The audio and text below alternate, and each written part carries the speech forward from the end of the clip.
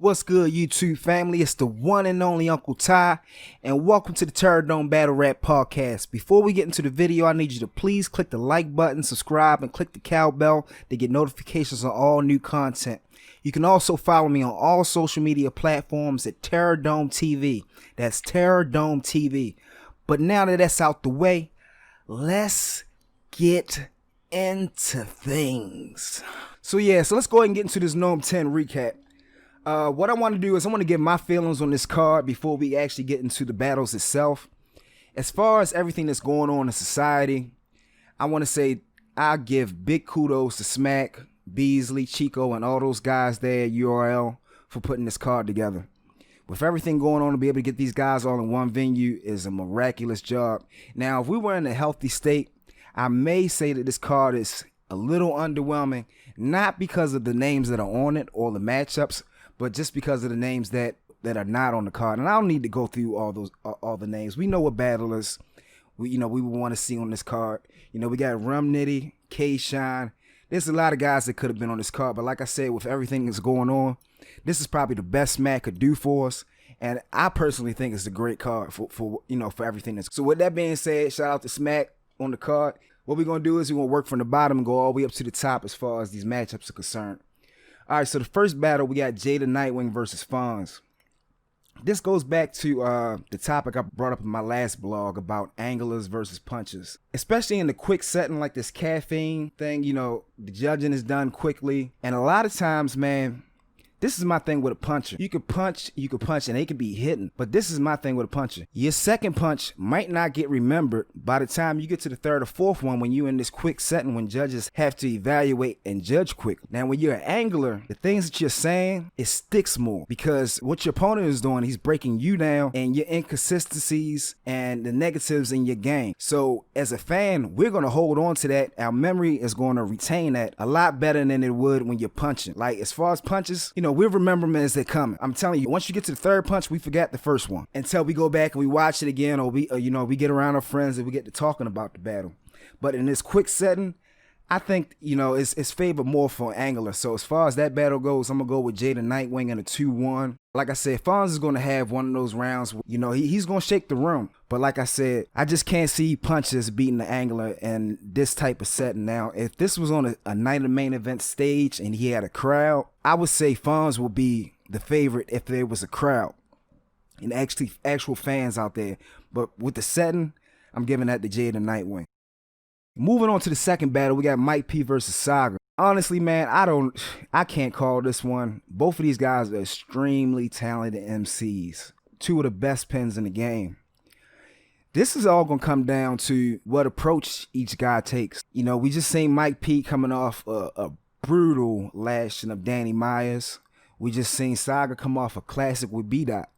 So like I said, with this battle, I honestly can't call it. If I'm going with my gut, I'm going to say Mike P. I feel like Mike P has a little bit more material that he can use as far as breaking Saga down than what Saga has on Mike P. So I'm going to go with Mike P in that battle. But like I said, that could be a toss-up. It can go either way. Moving on to the next battle, we had John the Don versus Ill Will. This here is another tough one, man. John the Don, we already know Mr. Wavy. We got Jack Boy, Chess. He's been sending guys to the gulag. And for some reason, John doesn't get the respect that I feel like he should be getting. We got Ill Will. His work speaks for itself. It's not too common that Ill Will's going to get on the stage and leave you dissatisfied with what he did. But as far as this battle goes, I think I'm going to go with John the Don. Just experience, track record. Ill Will's coming off a shaky battle versus 40 Cal. I think that could be an angle that John could use as well. I just don't see Ill Will having the material or angles to really defeated John the Don, man. Like, we know what John can do when he's focused. He's gotten some of the best guys out of there. Moving on to Geechee Gotti versus Averb. Now look, let's talk about this one before I get to the actual who I think will win this. We got Averb. We already know he's Mr. Villain, not liked by most, and he doesn't care. And you have to respect that, and especially in a combat sport like battle rap. And then we have Geechee Gotti, who 2-time champion of the year. Like, it's not much more you can say after that. 2-time champion of the year. One of these you could debate slightly that maybe K-Shine could have been there, but that's beyond the fact. and Geechee won it, and then he won it a second year in a row. So my common sense is going with Geechee Gotti. He always shows up to deliver, so it would be hard for me to go against Geechee Gotti, even though Verb has, the veteran status. He has more years in.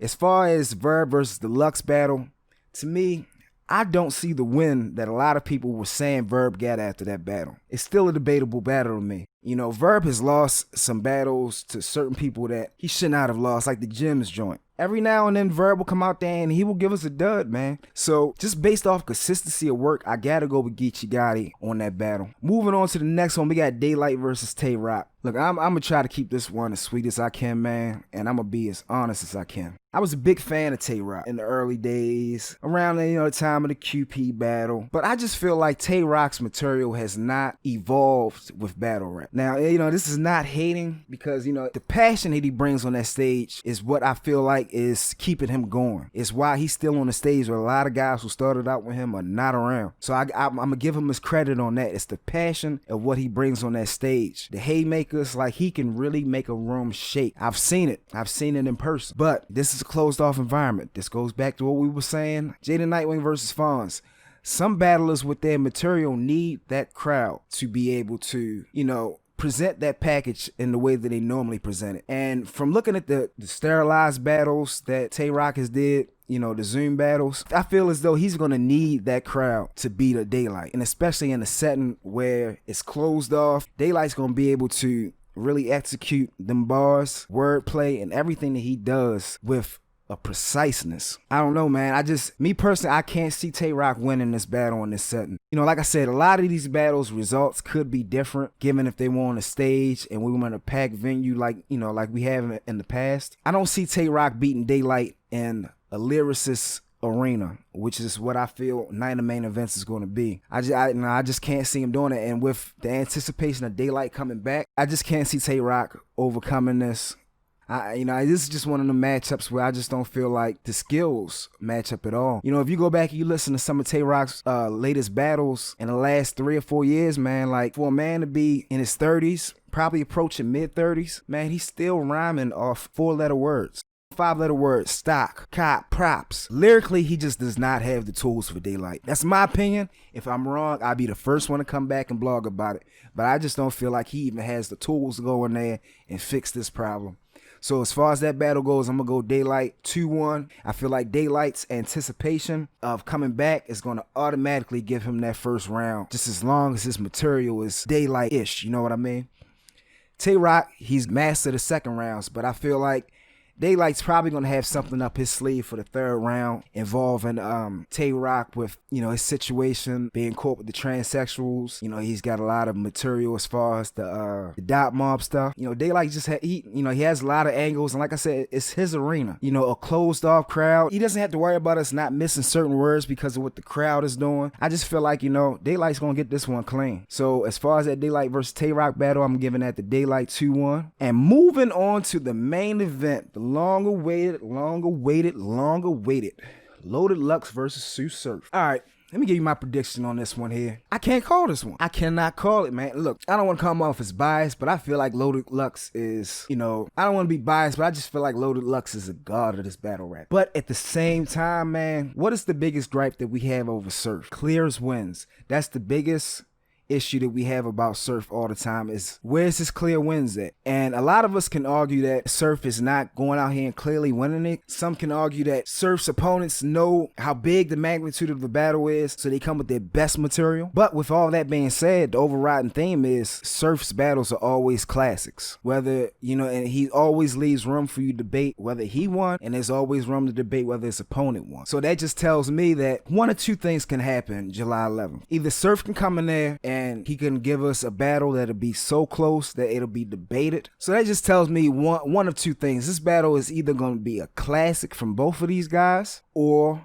with this battle being so anticipated by Surf for so long, I hate to say it, man, he could come in there and he can do damage against Lux. If he takes this battle as serious as he's been wanting this battle for so long, Lux would have to be on his job. Lux would have to be on his job all 3 rounds.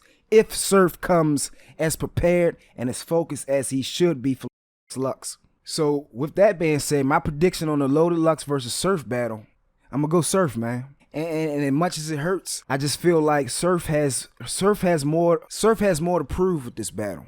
You know, Lux is Lux. Lux is going to be Lux at the end of the day. Win or loss, we're going to still take Lux for what he is and what he did for the game.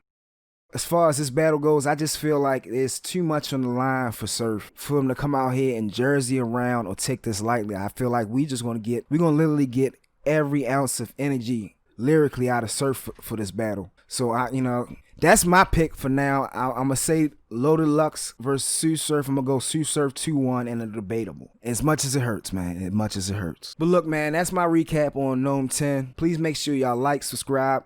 And it's your boy Uncle Ty with the TerrorDome. I'm about out of here. Peace.